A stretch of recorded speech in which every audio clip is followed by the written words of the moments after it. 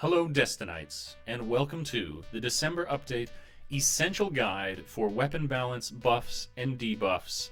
All the different weapon changes that we are going to see and how they are going to affect the meta as we move forward in the PvP Crucible. And there's a bunch this time around, and a couple of playstyles that you may have noticed, in fact you've definitely noticed if you're playing at all and you're not half blind, have come to dominate PvP. These are going to change, and they're going to change significantly as a result of what they've done. So let's just get right into it and start with the first weapons group I want to discuss, which is auto rifles. Auto rifles, once upon a time, were some of the most dominant weapons in the game. They were rolled back to a point where you barely saw them, and that has now become an issue, as it always does when something is so out of balance. And so what they have done is, you can see it up on the screen now, there's going to be a small increase to the base damage. What I would urge you to do, and I will explain in further detail, is to consider this small increase in base damage in the greater context of all the different changes that have been made. So what might look small, what has humble beginnings, can become a hurricane or something like that. Anyways, so we have low rate of fire, medium rate of fire, and high rate of fire, and all of which have in some way been buffed by some amount. We see a small 3%, a mid 7%, mid to high I would say, and a 4% for the high rate of fire. Now, all of these things, there's not much more that needs to be said there. 3, 7, and 4, depending on whatever rate of fire that you're identifying there in the spectrum that's available to you. It's when we move now into the next category that we're going to see why this is not such a small impact as they might have you believe in this sentence. What they wanted to do, and which leads us clearly into the next conversation, is they want to have pulse rifles not so dominating auto rifles. And pulse rifles, again, just like the shotguns, if you're playing in PvP right now, you can hear them all the time. It's a majority of the team that's going to be using them, and I'm guilty. I, with great pleasure, guiltily use a pulse rifle. I enjoy the bad juju, but my favorite is the Nerwin's Mercy. I believe it was rank 5 Iron Banner. You up the stability upgrades on it turns it into a laser, incredible kill time, as well as Third Eye made this just an absolute beast in the Crucible. Now, they've come to dominate too much, and so what do? What's the most base effective way to change this? You're going to do the opposite of what you did for auto rifles, and you're going to reduce the base damage. You're going to decrease base damage. And they're not saying in this case that it's small, like they said it was a small increase for the auto rifles. They're just saying a decrease, which means pretty significant. So again, it's spread across the different rates of fire. We have low, high, or low, mid, high, and highest, but highest has a very small incremental decrease. But at low, you see 9% decrease in damage. Mid and high rates of fire, you're also seeing 8% decreases. Now, why I said we should consider this in a greater context before is now when you don't just, when you think of the way that these will compete with each other, think of one, you think of them together. So that means if we take the medium high of pulse rifles and we then add that with the medium rate of fire with auto rifles, that is a net of 15% damage change. That is huge. That is going to see a major shakeup in the way that these two weapons compete with each other. And that's not where they stopped with the changes. So the pulse rifles, not just receiving this decrease, they've had changes made. Now this is one of the most confusing things to discuss, so I'm just going, without going into great detail, I'll just say it very straightforward. They have had the damage fall off messed with.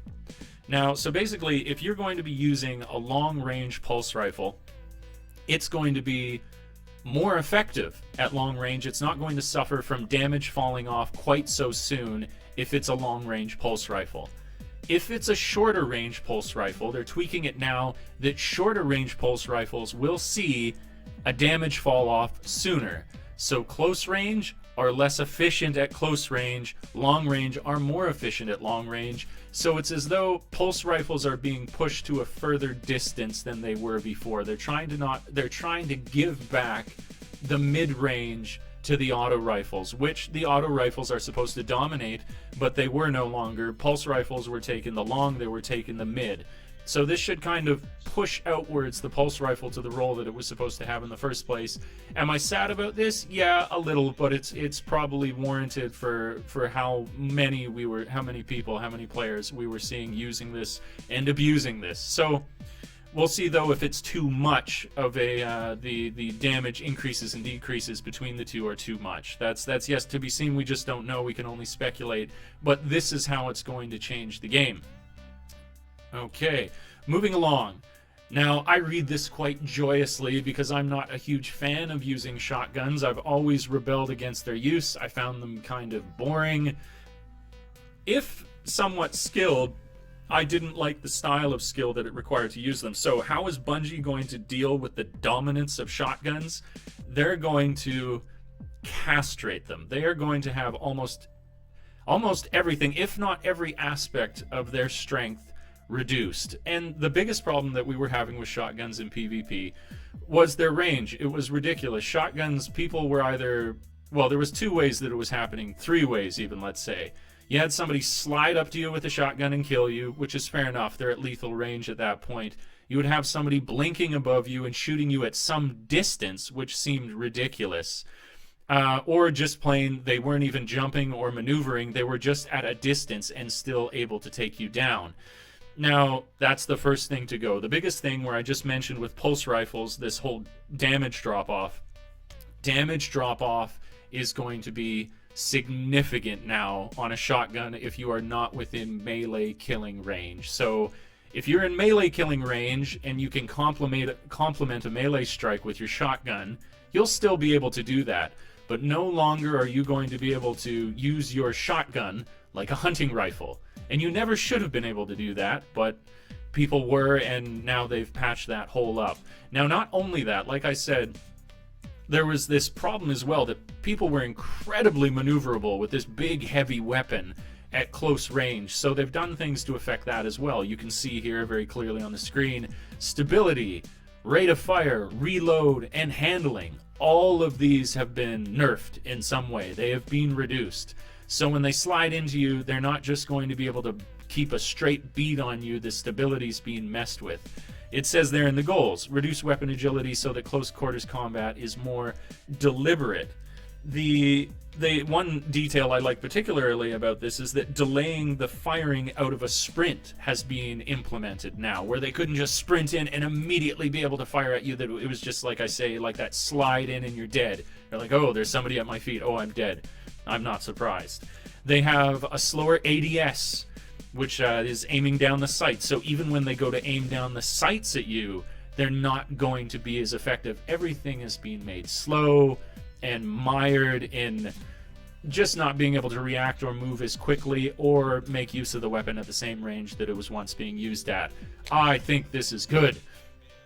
But you always do wonder, though, when they implement something like this, is it too much?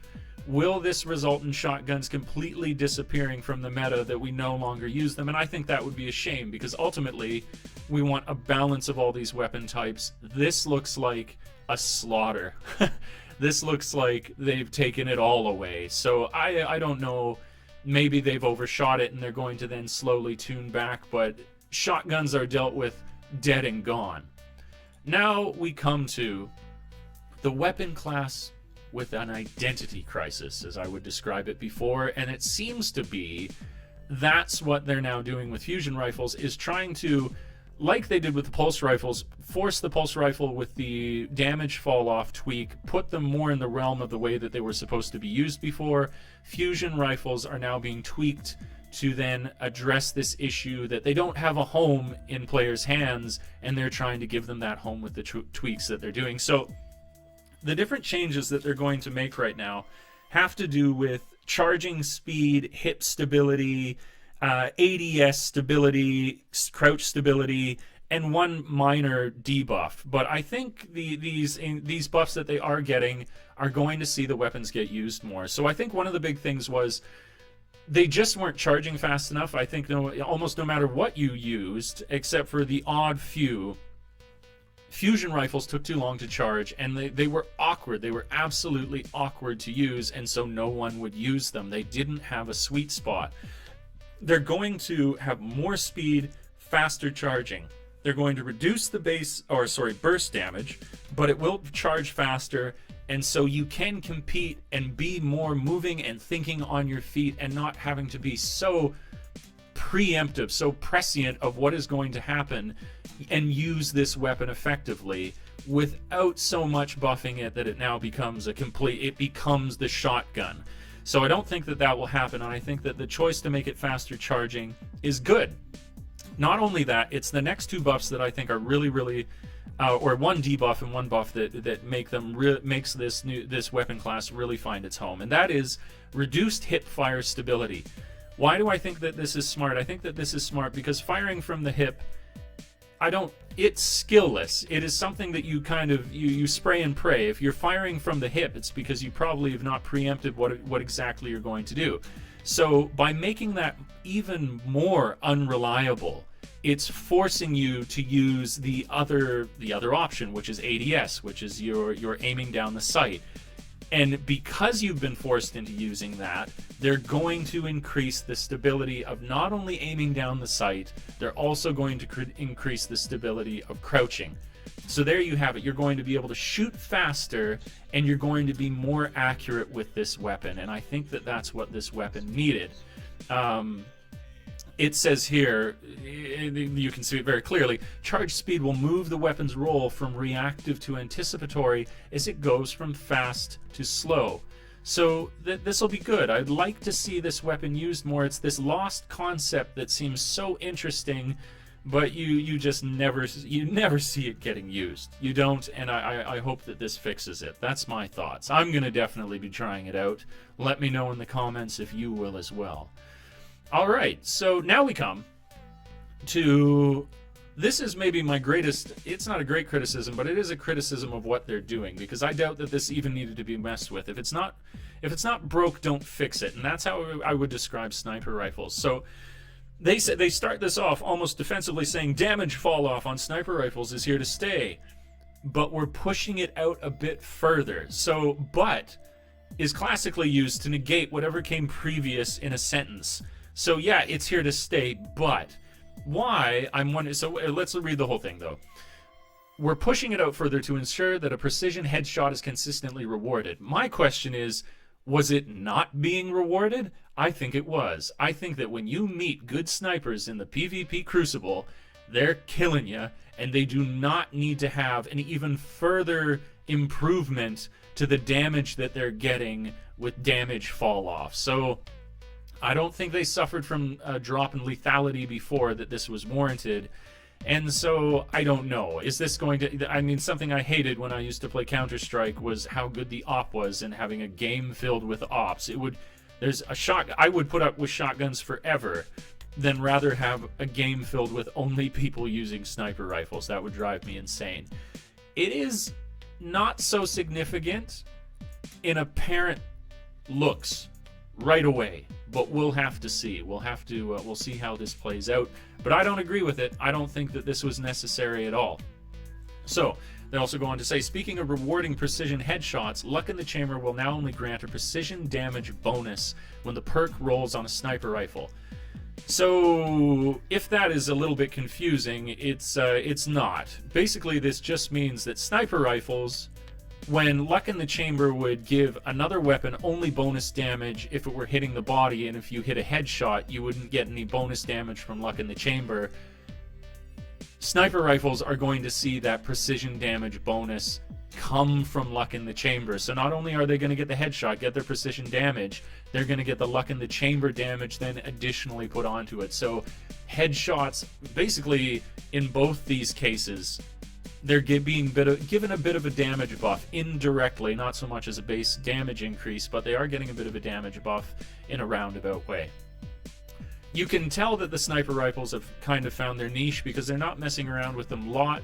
I think they're just going for these small tweaks to kind of feel out if there's an even greater refinement they can make.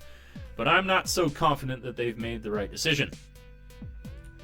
And last, as we wind down now, we come to, in my opinion, one of the most underutilized, beautiful utility weapons in the games, and they're not changing much with them. I don't even think they need to, because I think people just haven't discovered how good these weapons actually are. is the sidearms. The sidearms have the very simple buff that increase ready and stow speeds are going to be done for all sidearms, and I think that that's fantastic. I'm wondering how this will affect things like the Havoc Pigeon, which already has these, spray and play, where if you empty the chamber, they already reload very... Oh, sorry, that wouldn't affect it. There's the buff that it basically allows it to be drawn very, very quickly.